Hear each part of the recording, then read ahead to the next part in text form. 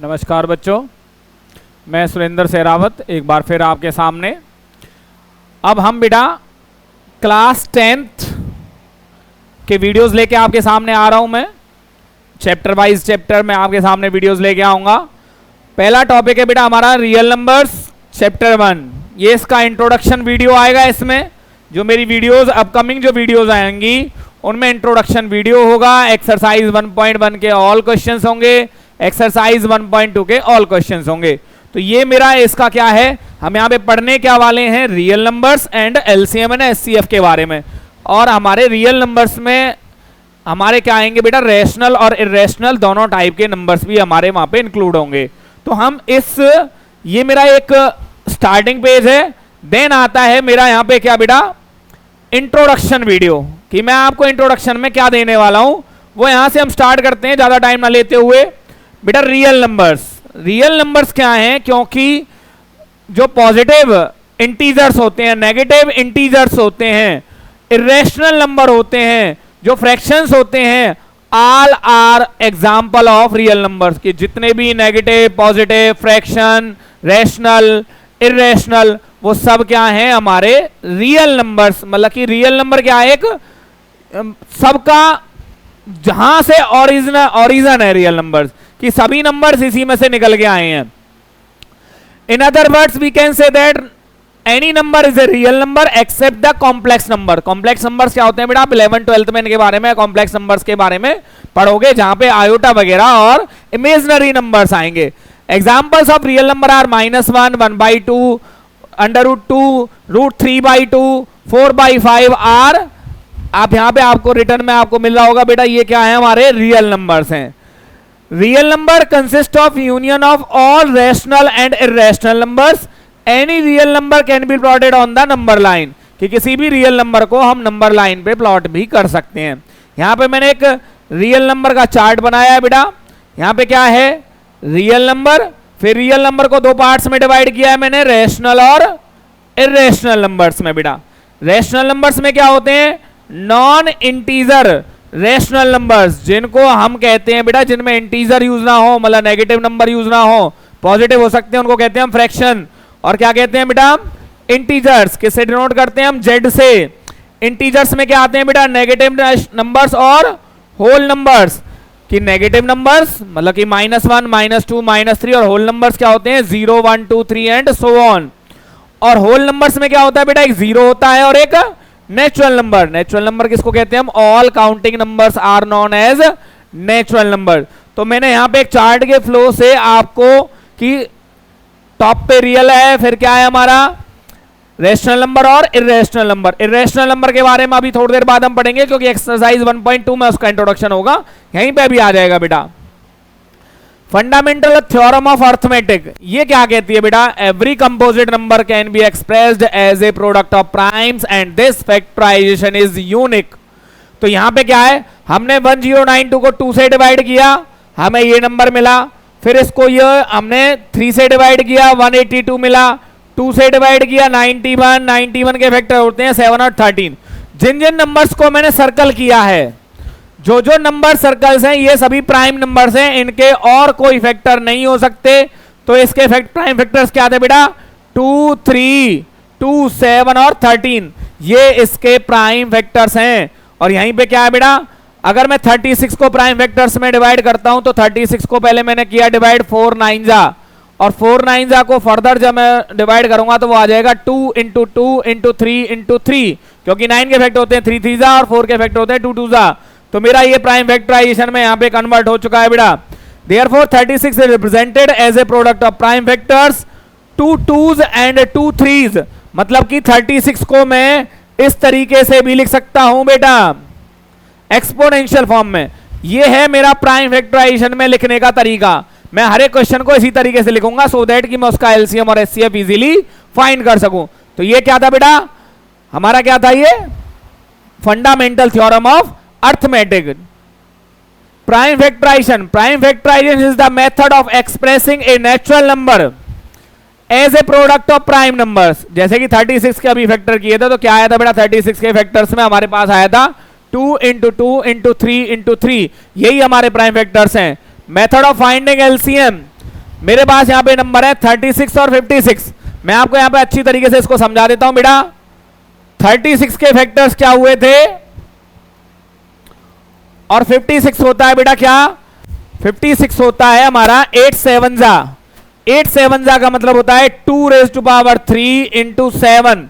मेरे पास ये दो नंबर निकल के आ रहे हैं बेटा, कौन से, 36 के फैक्टर्स और 56 के फैक्टर्स। अगर मुझे एलसीएम निकालना है किसका, 36 और 56 का, तो बेटा मैं ये चीज चेक करूंगा कि मैंने किस किस प्राइम नंबर से डिवीजन किया था। मुझे यहां पे दिखाई दे रहा है मैंने 2 को यूज किया था, 3 को और 7 को। मैंने 2, 3 और 7 से इन दोनों नंबर्स में यही 3 नंबर ऐसे हैं जिनसे मैंने डिवीजन परफॉर्म की थी। अब एलसीएम का एक रूल सुनिए बेटा, all factors with maximum powers.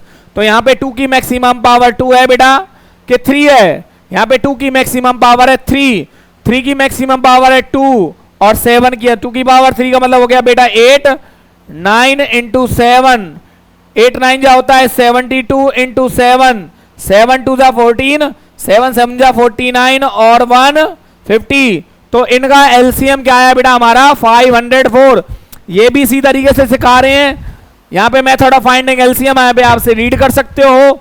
यहाँ पे मैंने आपको एक और मेथड सिखाया है कि हमें लिखना क्या है। हमें एलसीएम में सिर्फ एक बात का ध्यान रखना है, all factors with their maximum powers, with their maximum powers. Student HCF में क्या करते हैं, common factors with minimum powers.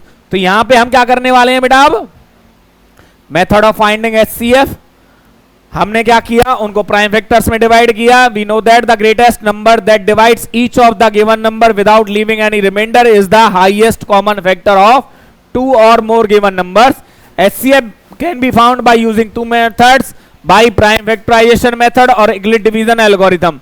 Euclid division algorithm हम बेटा यहां से रिमूव कर चुके हैं, हमारे सिलेबस में अब नहीं है। प्राइम फैक्टराइजेशन मेथड क्या कहता है, हमारे पास क्या है 20 और 24 है बेटा। 20 का मतलब होता है 4 5 जा और 4 का मतलब होता है 2 2 और 24 का मतलब होता है बेटा 8 3 जा। 8 का मीनिंग होता है 2⁻³ इंटू 3। मुझे फाइंड आउट करना है एचसीएफ। मैंने ये चेक किया बेटा 20 और 24 में कॉमन फैक्टर क्या है कि 20 और 24 में 2 ही एक ऐसा नंबर था जो दोनों बार मैंने डिवीजन में यूज किया। अब यहां पे क्या आया, मैंने देखा यहां पे अब कॉमन तो मिल गया with minimum power. Minimum power बेटा 2 की मिनिमम पावर है 2, क्योंकि 20 के फैक्टर्स में 2 की पावर 2 थी और 24 के फैक्टर्स में 2 की पावर 3 थे। मैं लूंगा मिनिमम पावर को, तो 2⁻² का मतलब होता है 4। तो बेटा ये क्या है मेरा एचसीएफ निकालने का तरीका, ये आपका मेथड है, इन्होंने भी निकाला है। हर किसी के पास अपना एक मेथड होता है, मैं अपना मेथड यूज करता हूं।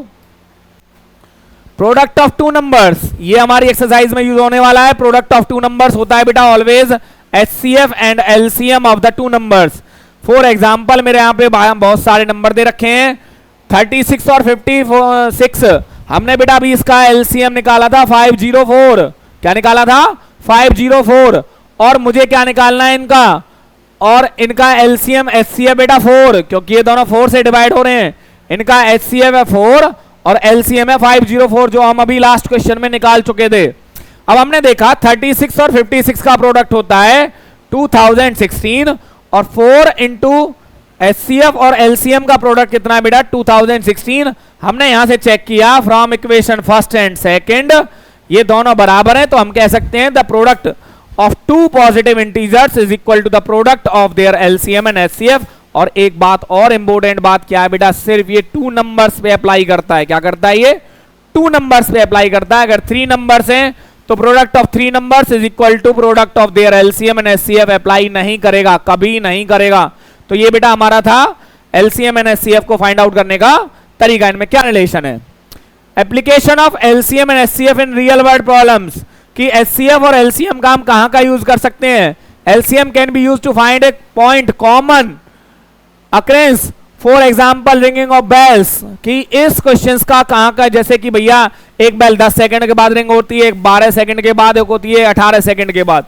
अगर तीनों बेल्स को हम एक साथ रिंग करना, अब एक साथ रिंग कर दें स्टार्टिंग में, तो वो अब कितने देर बाद वापस दोबारा से एक ही साथ रिंग होंगी। इस टाइप का हमारी वर्ड प्रॉब्लम्स का revisiting irrational number. Irrational number क्या होते हैं? Any number that can not be expressed in the form of p upon q, जिस नंबर को हम पी अपॉन क्यू की फॉर्म में नहीं लिख सकते। Where p and q are integers, कि पी और क्यू आर इंटीजर होने चाहिए लेकिन पी और क्यू आर इंटीजर नहीं आ रहे हैं, तो उनको हम इर्रेशनल कहते हैं।